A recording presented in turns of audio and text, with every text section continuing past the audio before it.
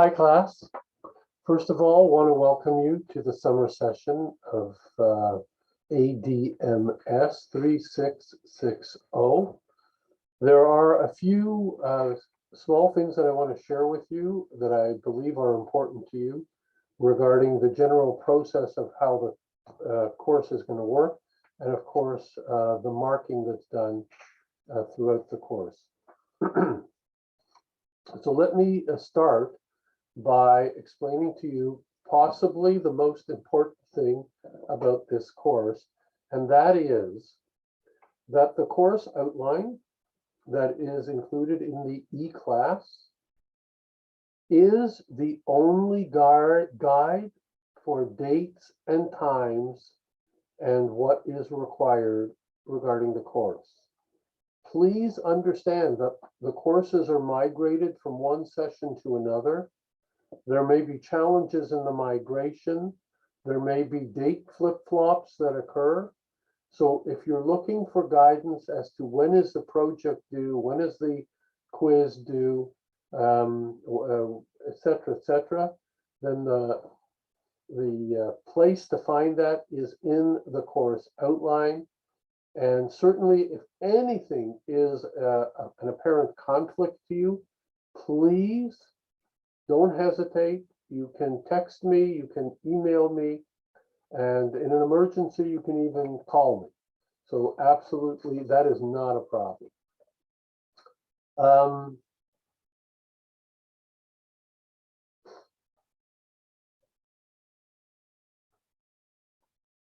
In addition, and I'll repeat this again when we get into the assessment, in addition, the two modules that deal with your marks, one is called participation, the other one is called in good company.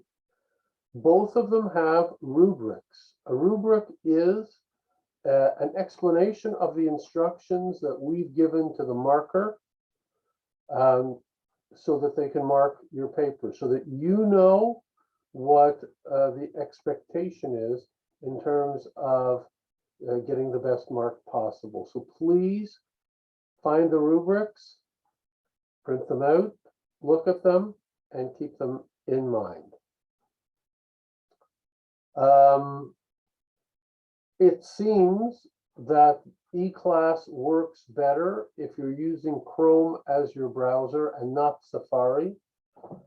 So if you have a Mac and you've got Safari and you can download Chrome, that might just make it a little easier for you to use. When I send out the email for the group participation, this is just general again, if you don't get it because you may have changed your email or there's another email that you're using, you have to understand that as far as York University is concerned, whatever email they've given me is the email that they have for you. So if it's possible for you to change that email with York University, then you'll be communicated with. Sending me the correction for the email is not going to affect the change in the database for York University. So please, if you wouldn't mind, if you're not getting the email or you know there's an issue, please clean it up earlier in the course rather than later in the course.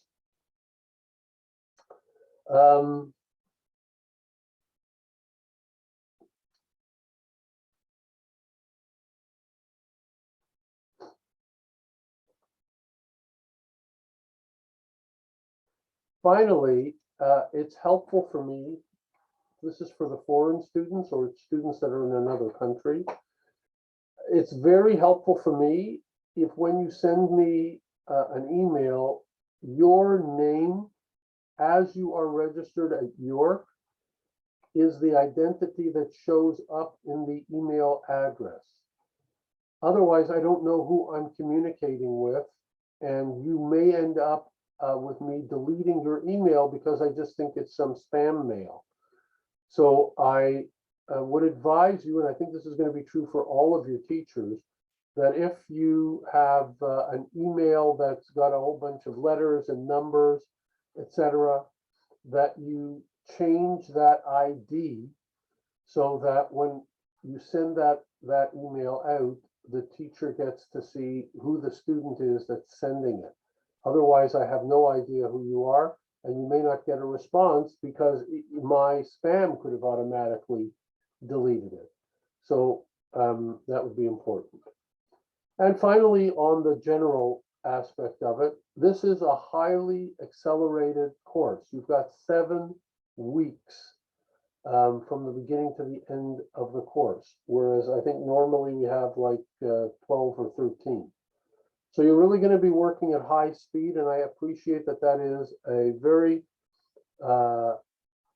burdensome requirement on you guys in terms of getting the work done. I also appreciate that many of you may be working, and so that you're trying to get this material in at all kinds of different hours. So my best advice to you, this course is not overloaded with readings, but you should try to either get ahead or establish a fixed time when you're going to deal with the material for this course. Because as you get further and further behind, because there is a quiz almost every week, and if there's not a quiz, there's an assignment. If there's not an assignment, there's the final paper. I just want to remind you again that because of the accelerated nature of the course, you should try as much as you possibly can to keep up to date. So my lectures are all on YouTube. The links are in eClass. So in that sense, you can literally, watch the YouTubes wherever you are. You're riding on the bus, you're waiting in a line. I've designed the YouTubes to be approximately 12 to 15 minutes. There's a few that might exceed that, but they're easy to watch. It'll give you a concept of what we're talking about, and then you'll have the textbook, the readings, and the PowerPoints that will fill in the knowledge for you. Just the last thing before I get into the how it's marked. I understand that this is an asynchronous course, and I do understand that the university therefore doesn't want me to offer a lecture at all to you, and I promise I won't do that. But I similarly don't want to be completely removed from you if you need me. So what I've done, and it's in the course outline, is I've created a half-hour window every Thursday where I'll come online and I will just be available for you to ask me any question you want. It can be a question on the marking, it can be a question on the content of the course, maybe something you didn't understand in the textbook or the YouTube or the PowerPoints. Whatever you're going to have as an issue, rather than sort of leave you out there in the asynchronous world, I just want you to know that I'm here, that I'll be available every Thursday at 7 o'clock, but it is not mandatory. It's totally optional. I'm not going to provide any new information that would be relevant to your marking, but I will just simply use it as a forum to allow you to ask me any questions. Now, if nobody shows up at 7 o'clock by 7:05, sorry, then I'll just shut it down because I'll presume nobody's coming. And of course, you can meet with me privately if you want. That'll be in the course outline as to how to connect with me, if that is a better schedule for you. So I'm trying to give you a lot of different options for interaction so you don't feel totally alone out there. Okay, let's just take a look now at the marking. So there are 3 separate components to the marking of this course. The first one is 5 quizzes. Each quiz is worth 6 marks. Each quiz has 6 questions. Each question has an allowance of 2 minutes. And if you miss the question, like if you click past it, you cannot go back and correct it. The way the questions have been done is that there's this giant database that allows us to separate all of the questions and then randomly mix them together. There's probably, I don't know, 200 or 300 questions that we've gotten from the textbook, from the other profs, stuff that I've written specifically for what I do, which would be from the YouTubes, and they're all in this giant pot. And then we create the 6 questions, and randomly, everybody hopefully will get unique tests, which means that you will not get the same questions as another classmate, and they will be not even in the same order. Even if there are the same questions, they should hopefully not be in the same order as they were for someone else. So there's 5 of those quizzes that you have 3 days to do them, from Sunday, Monday, and Tuesday.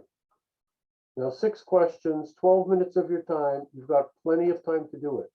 Anybody who emails me and says, "Ooh, I forgot. Ooh, I was sick. I don't know. Ooh, I was on a worldwide tour with my band." Whatever your excuse is, I appreciate that, but I cannot give you the option of taking the quiz at another time, simply because it's not fair to the other students who actually read the material and studied it and were there on time. And that's going to be a consistent thread in my application of the boundaries and the rules for this course. Since this is a course in ethics, a significant part of ethics is being transparent and consistent with everyone. So that is the goal that I try to have. So that's part 1. The five quizzes, pretty straightforward. You'll see them in the class outline. Second component to the marking are 2 interactive op-ed essay type questions. They're very small essays. We're not talking giant pages, 300 words and then 500 words.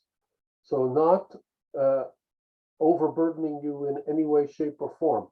What these essays do is they measure your ability to synthesize the information provided to you by other students and what you see in the class. So you're going to get 2 stories that you'll have to read through, and there'll be a question that's attached to each story. And then what will happen is, the week before the paper is due, you post in the forum that I'll create for you your miniature version of what you think the answer to the question is. Other people will read your answer, and they'll make a comment. "Oh, I think you got it. Hey, I think you missed this. Maybe you forgot to read that article," whatever it is. They will point out, as will you, what their opinion is of what you've written. You only have to make a comment on one person, but you can make as many comments as you want. And then after you go back, you will read the comments regarding yourself and any other people, and then you will reformulate your original answer, incorporating the new wisdom that you've acquired with the interaction with the other students, or because you've read another week into the course. Then you will submit the original short post that you created, the one comment that either related to your work or maybe someone else's that affected you. And finally, the last part of that is the review assessment that you've made and what you've written. Please identify the 3 areas clearly. So original post, comments, final op-ed, whatever name you want to give it. Just make sure it's easily identified, because when we mark it, if we don't know what it is that we're marking, then you're not going to get as good a mark as you possibly could have gotten.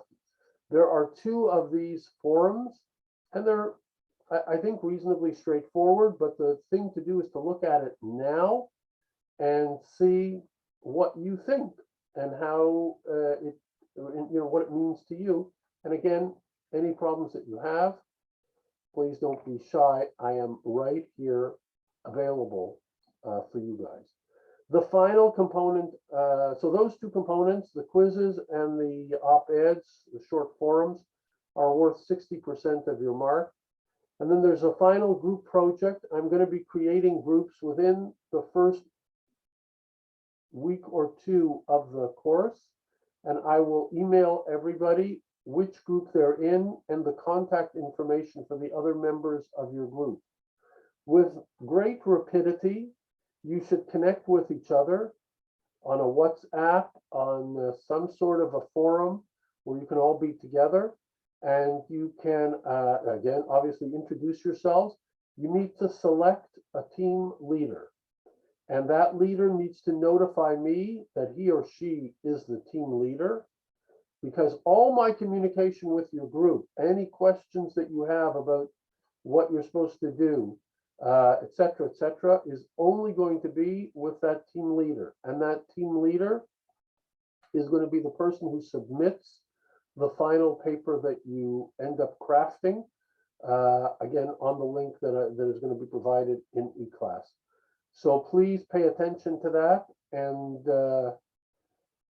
and get together early. The longer you wait to get together, the more difficult and the greater pressure you'll be feeling. There's a rubric, as I mentioned earlier, for the 2 op-eds, which is in the in participation section. And then there is a rubric in the in good company section, which is for the final paper. Please read the rubric, because it's there to make it easier for you, so that you're not wondering, what do I have to do here? Remember, at least my goal is not to give you the least amount of marks, but to try to give you the most amount of marks. But you have to help by providing the work that's required, and not stuff that we're not asking for, and certainly being on time. So the final group project, as I said, I'll be sending out the names. You'll read the rubric and you'll do the analysis and submit the work. It should be pretty straightforward. However you choose to organize yourself is up to you. A second component of the final group project is a peer evaluation. The purpose of the peer evaluation is to generate consequences for the people who choose not to come and participate in the group. Because certainly that's the biggest complaint that we get, is that, oh, it was me and 2 other people who did the entire paper. I hear you. What you will do is you will evaluate each one of you, and this will be submitted separately, again, through a link and privately. So this is not being shown to other members of the group. You will evaluate each member of your particular group. So there'll be approximately 8 to 10 members in a group. You will evaluate those 8 to 10 people on the basis of 4 questions. You'll give them a mark and you'll submit that. That will be integrated into your final mark, and I will be personally reviewing them to assess whether they were answered with integrity and honesty, or whether the students just simply, listed the names and filled in the same blank for everyone. If you choose to give everybody a perfect score, which of course is an impossibility since different people contribute differently in a task, I will therefore conclude that either you didn't read what the rubric said for the peer evaluation, or you've somehow colluded so that everybody will get the same marks. Whatever it is, I will mark that, and there will be consequences for trying to mislead me. So I advise you to strongly just be honest, because whoever works hard in the group deserves to do better, And those people who don't participate do not deserve to do better. So, so that's the peer evaluation. Now let me just take a little peek here, see if I've got everything. When it comes to the topic of the group project, the more specific you can be, the easier it will be for you to work to do the project. For example, if you choose a topic that is health and safety of the workers at, I don't know, Tesla, then that's going to be a gigantic subject. And I will probably ask you to clarify it unless you submit it on the last day, in which case there will be no time for you to clarify it. It would be much better if you said the health and safety of the employees at Tesla during the shutdown in April of 2019. And then you'll have newspaper articles to support that, et cetera, et cetera. Now, don't choose that as your subject because it doesn't exist. I just sort of made that up. But do you understand? In other words, if you look for art news articles and base your subject from that, you'll be much more successful. You need to send me the title of whatever it is you want to do. If you give it to me earlier, I will happily give you feedback. You also need to provide me at least one link to an article that you're going to use and draw your information from, so I can have reference to that. The article needs to be accessible for me in your email, so please don't send me a photograph of an article that I can't access. I need the link to get into the article. Please don't make it a site where you have to pay for the article because I won't be paying for it. So take those things into account.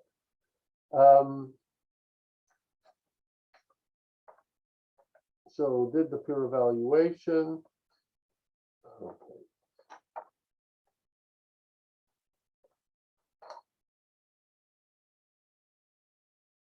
I covered about the times. You can't change submissions. So I think I've pretty well covered everything. Again, if I've missed anything, I'll be totally available to you every week whenever it comes up to be able to help you on that. I want you to be successful.